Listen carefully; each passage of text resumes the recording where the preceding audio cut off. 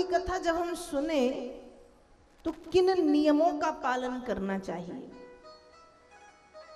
बहुत ध्यान से सुनना। जब हम भागवत की कथा का अनुष्ठान कराते हैं तो उस अनुष्ठान के कुछ नियम हैं। सबसे पहला नियम तो यह है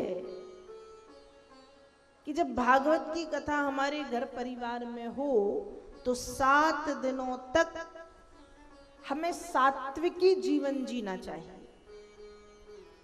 तन से, मन से, विचारों से, वाणी से, भोजन से, सब प्रकार से सात्विकी। जब कथा में बैठो, सिर्फ कथा में नहीं, किसी भी पूजन के कार्य में, अनुष्ठान में जब हम बैठे तो या तो व्रत करें, और यदि व्रत नहीं कर सकते हम तो भोजन करें, लेकिन कम करें। तो सबसे पहला बताया कि 7 दिनों तक सात्विकी आहार, या तो व्रत या भोजन भी करें तो कम, और भोजन कैसा? शुद्ध सात्विकी। दूसरा नियम, जब भागवत की कथा के हम यजमान बनते हैं तो कोशिश ये करनी चाहिए कि 7 दिनों तक हम झूठ ना बोलें। तीसरा नियम, 7 दिनों तक किसी भी प्रकार से क्रोध ना करें। चौथा नियम, 7 दिनों तक संयम नियम से रहें। 5वां नियम, 7 दिनों तक भूमि पर कुशा के आसन पर शयन करें, कुशा पर सोएं, और कुशा उपलब्ध नहीं है तो कम से कम पृथ्वी पर, भूमि पर बिस्तर गद्दा बिछा के सोएं।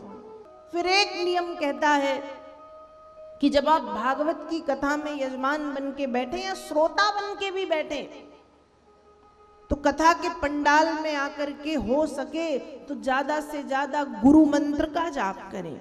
कानों से कथा सुने और मन ही मन गुरु मंत्र को जपें। और यदि गुरु मंत्र नहीं है पास में, यदि गुरु दीक्षा नहीं ले पाए हैं आप, तो ओम नमो भगवते वासुदेवाय, इस मंत्र का, द्वादशाक्षर मंत्र का जाप करें। और इस मंत्र का जाप भी नहीं कर सकते, ये कठिन लगता है, तो मन ही मन श्री कृष्ण गोविंद हरे मुरारे, हे नाथ नारायण वासुदेवा, ये कहें। ये भी बड़ा लगता है तो सीताराम सीताराम सीताराम सीताराम कहें। क्योंकि जब आप कथा में बैठे तो कानों से श्रवण भक्ति करें और मन से भगवान के नाम को जपते जपते जपते कीर्तन भक्ति करें। ये कथा सुनने के कुछ नियम हैं।